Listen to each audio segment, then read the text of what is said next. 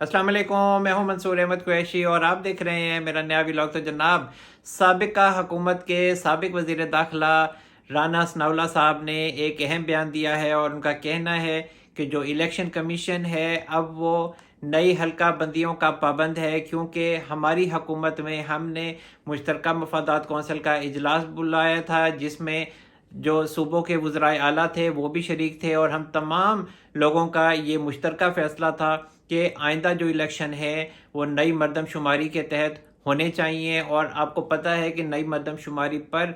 34 अरब रुपए खर्च हुए हैं। तो फिर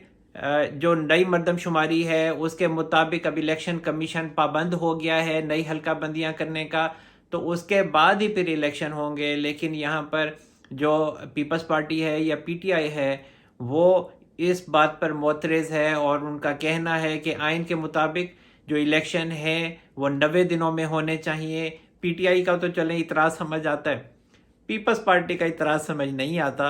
और पीपल्स पार्टी पर लोग थोड़े बहुत हैरान हैं कि ये क्यों इतराज़ कर रहे हैं, क्योंकि पीपल्स पार्टी के जो वज़ीर आला थे मुराद अली शाह साहब वो भी मुश्तरका मफादात कौंसिल में शरीक हुए थे, तो तब कह देते कि जी हमें इतराज़ है 90 दिनों में इलेक्शन होने चाहिए। तब तक तो कुछ नहीं कहा इन्होंने और मुतफ़िका तौर पे इन्होंने ये फैसला दिया, नोटिफिकेशन जारी हुआ नई मरदमशुमारी का। और मैंने आपको बहुत पहले ही ये बताया था कि ये जो हुकूमत है ये जाते जाते नई मरदमशुमारी का नोटिफिकेशन जारी करती जाएगी और उसके बाद इलेक्शन लेट हो जाएंगे। और ये हमेशा मैंने यही बात की, बाद में फिर सहाफ़ियों ने भी यही बात की कि जी इलेक्शन लेट हो जाएंगे। मैंने तो आपको रास्ता भी बताया था कि हुकूमत के पास ये रास्ता है कि ये नई मरदमशुमारी का नोटिफिकेशन जारी करेंगे, क्योंकि आगे अगर ये ऐसा ना करते तो फिर केयर टेकर गवर्नमेंट के लिए एक्सटेंड करना इलेक्शन की तारीख को वो बहुत मुश्किल हो जाता है, या इलेक्शन कमीशन को असल में तारीख को एक्सटेंड करना बहुत ज़्यादा मुश्किल हो जाता है, क्योंकि इलेक्शन कमीशन ने इलेक्शन करवाने हैं। क्योंकि 16 सितंबर के बाद जो नए चीफ जस्टिस होंगे वो काजी फाइज ईसा साहब होंगे, तो उनको इस तरह के घेरे देना और इस तरह के चक्कर देना बहुत ज़्यादा मुश्किल है। और उन्होंने कौमी असम्बली में भी जब वो आए थे तो उन्होंने ये अदिया दिया था कि आज तो मैं आप लोगों के पास यहाँ आ गया हूँ, लेकिन आप लोग ये ना सोचना कि अगर मैंने यहाँ पे आया हूँ तो मैं आप लोगों के हक़ में भी फ़ैसला दूंगा, मतलब इसी टाइप की उन्होंने बात की थी। तो वो तो चलते हैं आइन के मुताबिक, तो आइन के मुताबिक तो यही है कि 90 दिनों में इलेक्शन होने चाहिए, क्योंकि इन्होंने असम्बली जो है वो 1-2 दिन पहले डिज़ोल्व की है। तो जब डिज़ोल्व किया तो फिर 90 दिनों में इलेक्शन होते हैं। अगर असम्बली जो है वो मुद्दत पूरी करती तो फिर इन्हें 60 दिन में इलेक्शन करवाने थे। तो इन्होंने चूँकि इलेक्शन लेट करवाने थे तो इन्होंने आइनी तौर पर 90 दिन का वक्त हासिल कर लिया और आगे इन्होंने एक्सटेंड कर लिया, क्योंकि अब जब नई मरदमशुमारी का नोटिफिकेशन हो गया है तो अब जो इलेक्शन कमीशन है वो अब मजबूर हो गया है, पाबंद हो गया है कि उसने अब हल्का बंदियां करनी है। तो ये अब पीपल्स पार्टी मिली हुई है थी हुकूमत के साथ, और वैसे तो इत्तेहादी थी लेकिन ये पूरी प्लानिंग है और पीपल्स पार्टी ऊपर ऊपर से ये सारा जो खेल है ये खेल रही है। हालांकि ये सब ऑन बोर्ड हैं और इन सब की मर्जी से ये फैसला हुआ है कि जो इलेक्शन है वो लेट होगा। और पीटीआई जो है, पीटीआई के लिए परेशानी है, क्योंकि पीटीआई ये चाहती है कि 90 दिनों में इलेक्शन हो। इमरान खान साहब को अपनी पॉपुलैरिटी का पता है कि मतलब वो समझते हैं कि मेरी पॉपुलैरिटी है इस टाइम तो पीटीआई जीतेगी। लेकिन पीटीआई के जो खान साहब हैं, जो चेयरमैन तो अब नहीं रहे, साबिक चेयरमैन है, कि इमरान खान साहब को इतनी सी बात समझ नहीं आती कि ये जो इलेक्शन लेट हो रहे हैं या ये पंगा पड़ा हुआ है नई हल्का बंदियों का, ये इमरान खान साहब की वजह से ही तो पड़ा हुआ है। ये इमरान खान साहब ये सिस्टम से अच्छे तरीके से जब माइनस होंगे, इनकी पार्टी अच्छे तरीके से इस सिस्टम से क्रश होगी, इमरान खान साहब की सियासत इस सिस्टम से क्रश होगी, तो फिर इलेक्शन होंगे। सीधी सी बात कर लेते हैं। बाकी घुमा फिरा के लोग बात करते हैं नई हल्का बंदियां हैं, सियासी लोग तो यही बात करेंगे या हुकूमती लोग तो यही बात करेंगे, लेकिन दो ही मामले हैं, एक इमरान खान साहब का मामला है और एक मियां नवाज शरीफ साहब की पाकिस्तान आमद का मामला है। पाकिस्तान वापस आके मियां नवाज शरीफ साहब के केसेस का मामला है, उनमें भी थोड़ा सा टाइम लगना है। अब ये तो नहीं है कि मियां नवाज शरीफ साहब प्लेन में आए, इस्लामाबाद उतरे और सीधे सुप्रीम कोर्ट जाके गाड़ी रोकी और वहाँ जी उन्होंने لکھ دیا کہ جی اب ہر کیس میں بری ہو چکے. تو ایسا تو نہیں ہوتا نا, کیسز اب انہوں نے طریقے سے چلانے ہیں, قانون کے مطابق چلانے ہیں, اور ان کی اپیلیں لگیں گی, اس کے بعد پھر یہ معاملات جو ہیں یہ طے ہوں گے. لیکن یہاں پر میاں نواز شریف صاحب کے اگر کیسز کی جو معاملات آنے ہیں سامنے, تو اس سے پہلے جو میری اسیسمنٹ ہے وہ یہ ہے کہ پریکٹس اینڈ پروسیجر بل پر پہلے فیصلہ ہوگا, اس کے بعد پھر میاں نواز شریف صاحب کو ریلیف مل سکے گا. کیونکہ میاں نواز شریف صاحب نے جو ریویو لینا تھا وہ پاناما کیس میں انہوں نے لے لیا تھا, انہوں نے اپنا حق استعمال کر لیا تھا, اور وہ مائنر سا تھا. اس میں میاں نواز شریف صاحب کے خلاف ہی فیصلہ آنا تھا. میاں نواز شریف صاحب کے خلاف GIT بنی تھی, ان پر جسٹس اعجاز الاحسن صاحب کو بٹھایا گیا تھا نگران جج, جو کہ ایسا ہوا نہیں تھا کبھی. لیکن چونکہ میاں نواز شریف صاحب کو نااہل کرنا تھا, وہ ان کی مجبوری تھی ججز کی, اور انہوں نے کرنا ہی کرنا تھا. اور پھر جو ریویو تھا وہ کیسے پھر ایکسیپٹ ہو سکتا تھا. تو پھر اب آنے والے دنوں میں جیسے جسٹس منصور علی شاہ صاحب بار بار یہ بات کا ذکر کر رہے ہیں, پہلے انہوں نے ملٹری کورٹس میں سویلینس کے ٹرائل کے حوالے سے جو درخواستیں تھیں اس پہ بھی چیف جسٹس کو انہوں نے یہی کہا تھا کہ آپ فل کورٹ بنائیں یا پھر پریکٹس اینڈ پروسیجر بل کے اوپر پہلے فیصلہ کریں. اس کے علاوہ جو جسٹس قاضی فائز عیسیٰ صاحب ہیں جو مستقبل کے چیف جسٹس ہیں اور سابقہ حکومت کی طرف سے نامزد چیف جسٹس ہیں, وہ تو بارہا یہ بات کہہ چکے ہیں کہ پریکٹس اینڈ پروسیجر بل پر پہلے فیصلہ کریں اور سٹے اس پر سے ختم کریں, تو پھر ہم بینچ میں بیٹھیں گے. اور اسی طرح سردار طارق مسعود صاحب ہیں تو وہ بھی یہی موقف رکھتے ہیں. اسی طرح جسٹس یحییٰ افریدی صاحب ہیں, وہ بھی یہی موقف رکھتے ہیں. جسٹس امین الدین خان صاحب ہیں, وہ بھی یہی موقف رکھتے ہیں. اور جسٹس امین الدین خان صاحب جو ہیں وہ جسٹس قاضی فائز عیسیٰ صاحب کے ساتھ اس بینچ میں شامل تھے جب جسٹس قاضی فائز عیسیٰ صاحب نے جوڈیشل آرڈر پاس کیا تھا, اور وہ حافظ قرآن کے نمبروں کا معاملہ تھا. انہوں نے کہا تھا کہ 184 سب آرٹیکل 3 کے تحت جو بھی اب بینچ بنیں گے وہ ان پر اب تب تک نہیں بنیں گے جب تک جو پریکٹس اینڈ پروسیجر بل ہے اس کا اطلاق نہیں ہوتا یا نئے قوانین سپریم کورٹ میں لاگو نہیں ہوتے. تو اب میاں نواز شریف صاحب کا جو کیسز کا معاملہ ہے یہ میں آپ کو بتا دوں, ابھی کوئی بات نہیں کر رہا اس کے اوپر, لیکن مجھے یہی نظر آتا ہے کہ پہلے پریکٹس اینڈ پروسیجر بل کا اطلاق ہوگا, اس کے اوپر فیصلہ ہوگا, اس کا سٹے ختم ہوگا, تو پھر اس کے بعد میاں نواز شریف صاحب کے یہ جو کیسز ہیں یہ سنے جائیں گے. کیونکہ میاں نواز شریف صاحب پریکٹس اینڈ پروسیجر بل کے تحت ہی آگے اب اپیل کر سکیں گے. اور پریکٹس اینڈ پروسیجر بل میں جو قوانین ہیں وہ چیف جسٹس کے حوالے سے ہیں, ان کے قوانین کی جو ڈویژن ہے وہ ہوں گے, اس میں ڈیوائیڈ ہوں گے. ان کے جو اختیارات ہیں ان میں اگر جسٹس قاضی فائز عیسیٰ صاحب بنتے ہیں چیف جسٹس تو پھر سردار طارق مسعود ان کے ساتھ کمیٹی میں بیٹھیں گے, اور پھر جسٹس اعجاز الاحسن صاحب بیٹھیں گے. لیکن پھر فیصلہ جو ہوگا وہ اکثریتی ہوگا, اور پھر بینچ بھی 3 ججز کی جو سینئر جج ہوں گے ان کی مرضی سے بنے گا. اور پھر آپ کو پتہ ہے کہ پھر میاں نواز شریف صاحب کے جو کیسز ہیں وہ آگے چلیں گے, اور پھر انہیں ضمانتیں بھی ملیں گی. کیونکہ میاں نواز شریف صاحب کے جو کیسز ہیں وہ بہت زیادہ ویک ہیں, تو عمران خان صاحب کے جو کیسز ہیں وہ بہت زیادہ سٹرونگ ہیں. وہ تو خود مانتے رہے ہیں. میاں نواز شریف صاحب تو کام کی بھی اگر بات ہونا تو وہ بڑی مشکل سے بتاتے ہیں. تو عمران خان صاحب کو بولنے کا بہت زیادہ شوق ہے, اور یہ عمران خان صاحب کی جو زبان ہے یہ نہیں رکتی, اور اسی وجہ سے یہی زبان ہی ہے جو عمران خان صاحب کو آج اٹک جیل تک لے گئی ہے. چاہے وہ توشہ خانہ کیس ہو یا پھر القادر ٹرسٹ کیس ہو, اور خود یہ کہتے رہے ہیں کہ جی میرے تحائف میری مرضی. تو پھر ٹھیک ہے, پھر انہوں نے کہا کہ آ جائیں پھر آپ ادھر. اور جو سیشن کورٹ میں معاملہ تھا وہ تو تحائف کی چوری کا نہیں تھا, وہ تو کرپٹ پریکٹسز کا تھا جو انہوں نے شو نہیں کیا تھا,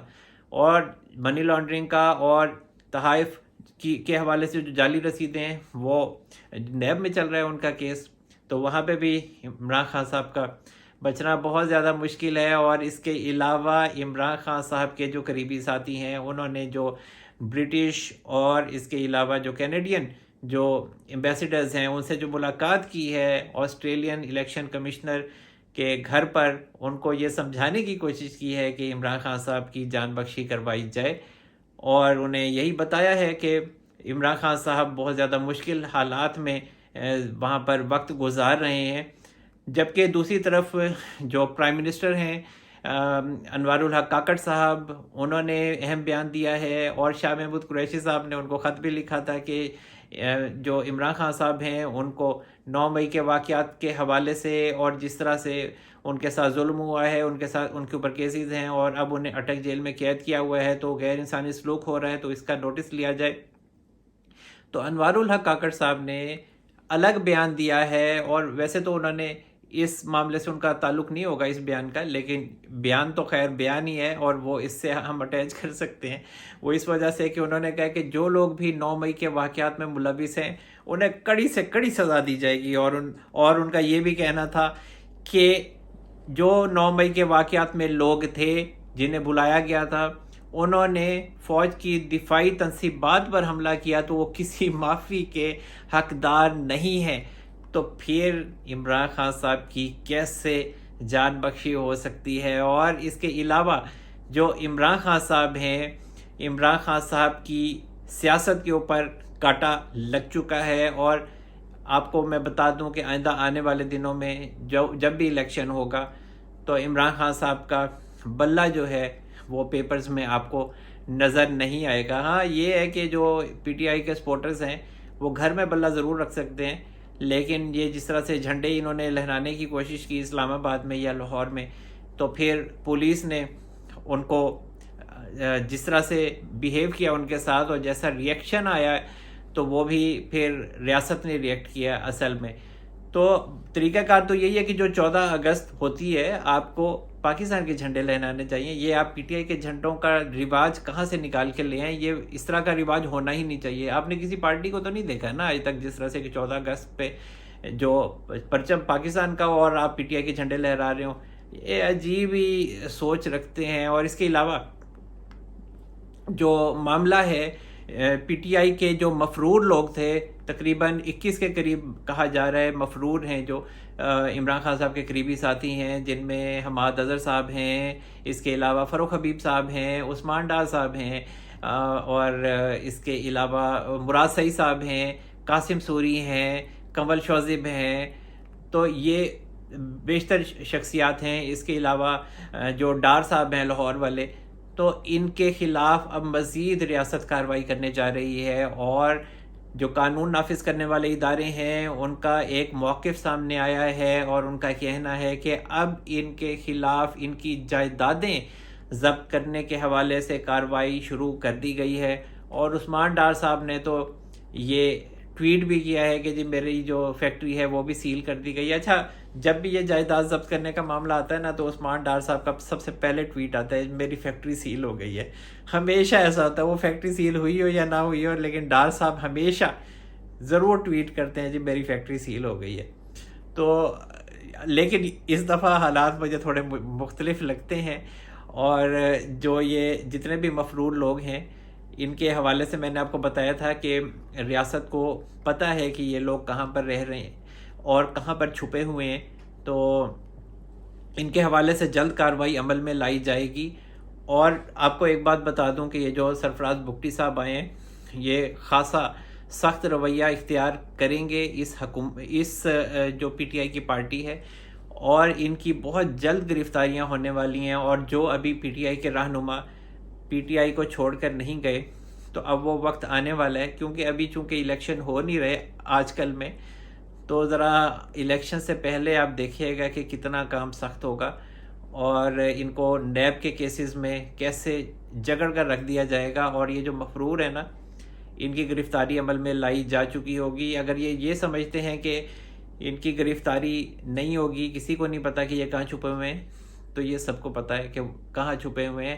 ایک پاکستان کا ایک جہاز تھا، وہ شپ تھا، وہ اغوا ہوا تھا، تو جو ہمارے